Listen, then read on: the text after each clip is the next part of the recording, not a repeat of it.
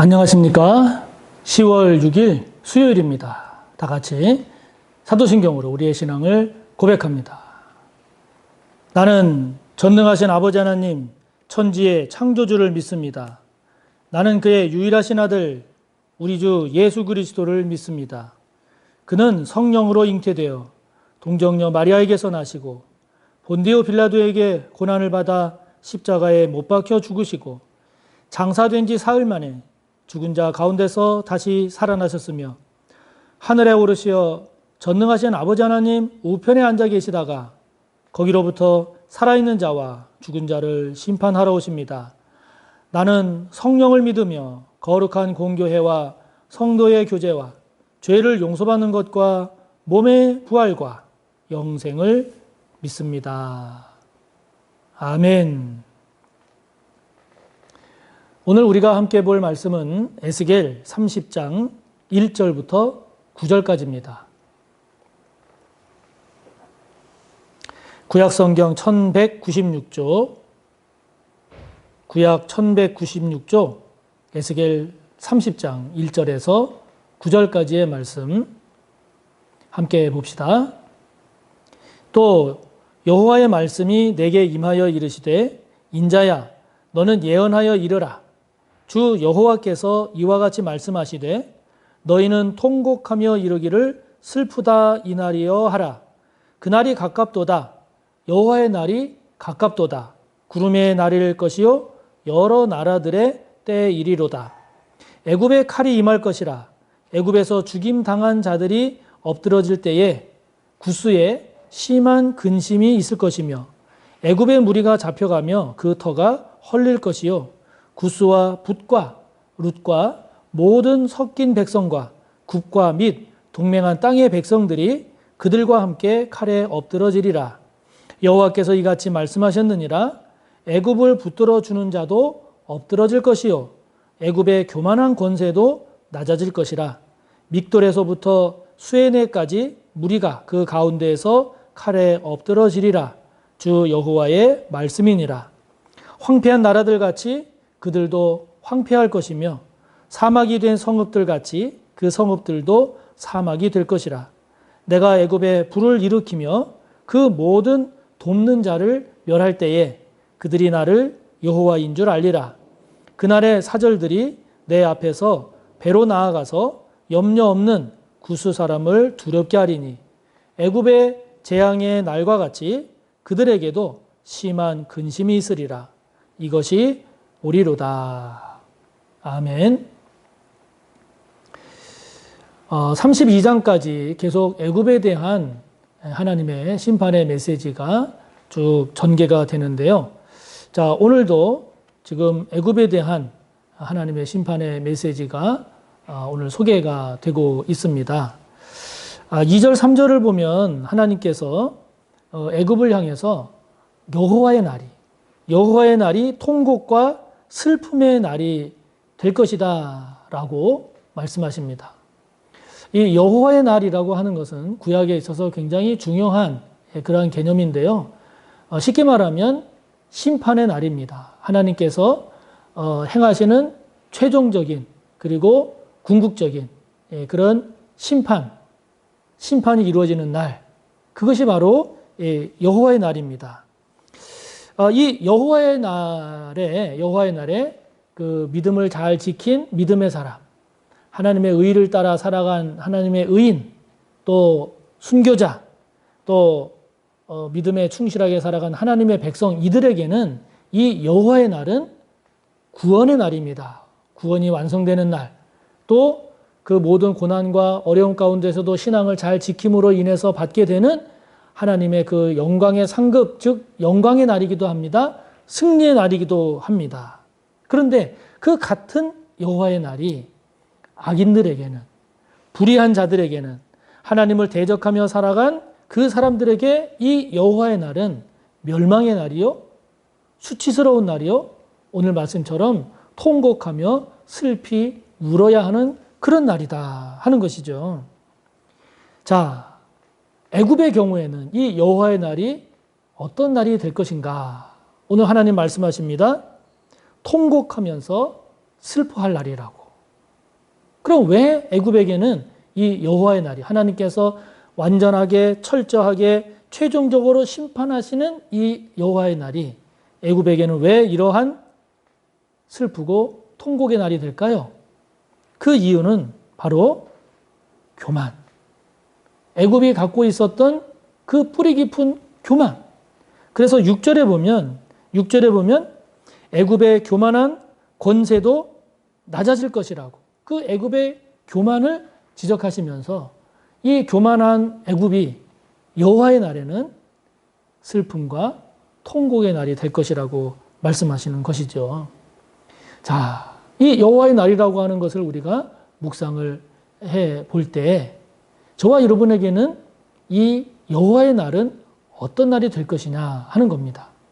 하나님 앞에 그 서는 그 최종적인 완전한 그런 심판의 날인 여호와의 날에 저와 여러분이 선다면 저와 여러분은 이 여호와의 날이 어떤 날이 될까요? 기쁘고 감사와 영광의 날이 될 것입니까? 아니면 부끄럽고 책망받고 멸망하는 애국과 같은 슬픔과 통곡의 날이 될 것입니까?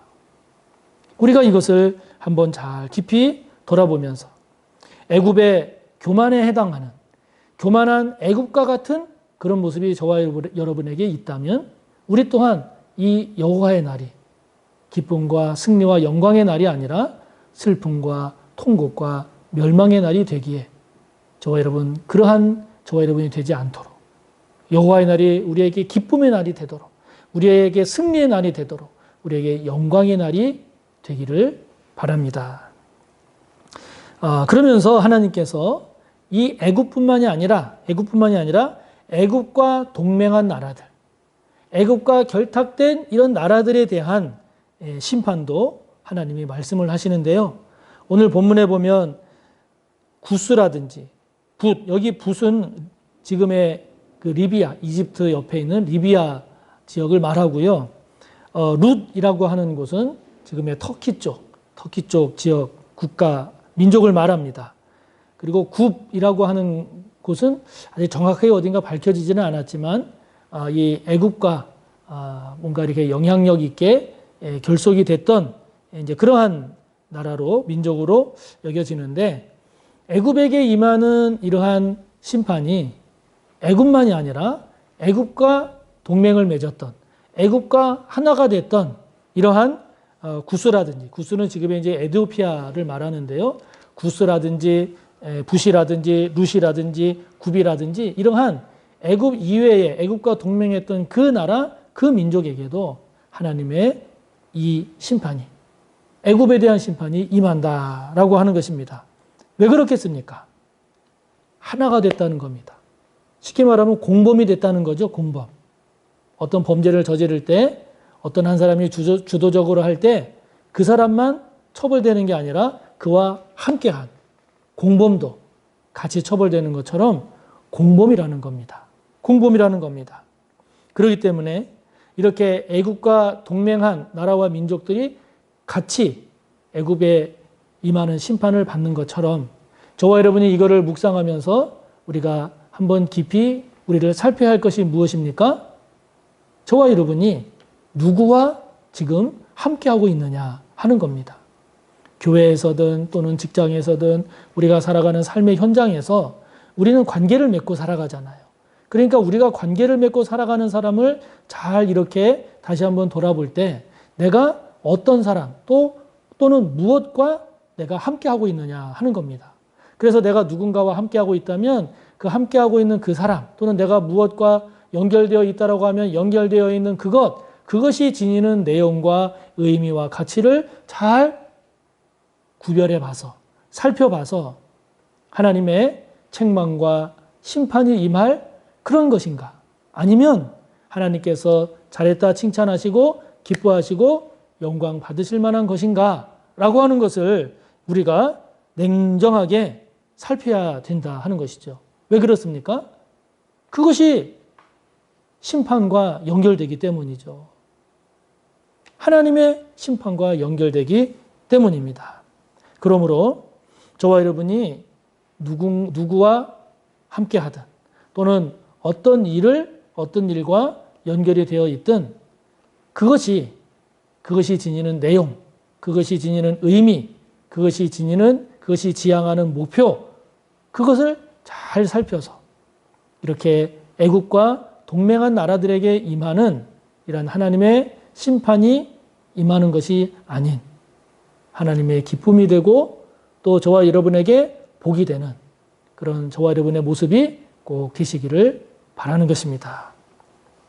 그러면서 특별히 7절부터 9절까지는 구수에 대한 이야기를 하시는데 특별히 그 구수에 대하여 표현을 할 때 7절에 보면 염려 없는 구수 사람을 두렵게 할 것이다 하는 말씀을 하십니다. 여기 염려 없는 구수 사람이다라고 하는 것은요, 안심하고 있는 또는 자신과는 상관없는 일이라고 하면서 나태함과 안일함 속에 있는 그런 구수 사람들에게 이런 의미입니다. 그러니까 우리가 신앙생활을 하고 이 세상을 살아갈 때 여러분 우리의 신앙의 적은 박해나 또는 고난 이것만이 우리의 적이 아닙니다. 이것만 없으면 우리의 신앙을 위협하고 흔드는 그러한 적은 없다. 이렇게 생각하시면 안 됩니다. 우리 신앙의 적은 이러한 박해와 고난도 있지만 특히 오늘날에는 이것보다 어찌 보면 더 우리가 신경 쓰고 경계해야 할 신앙의 적, 그것은 무엇인가 하니 이 구수 사람에게 보였던 것처럼 나태함과 안일함입니다. 나태함과 안일함입니다. 신앙의 경각심이 점점 희박해 갑니다. 회개의 급박함과 절실함이 자꾸 무뎌져 갑니다. 진리에 대한 진지함이, 열정이 식어가는 겁니다. 이런 신앙의 안일함과 나태함, 이러한 구수에 대해서 하나님께서 그 구수를 두렵게 할 것이다 라고 하는 이런 말씀을 하시죠.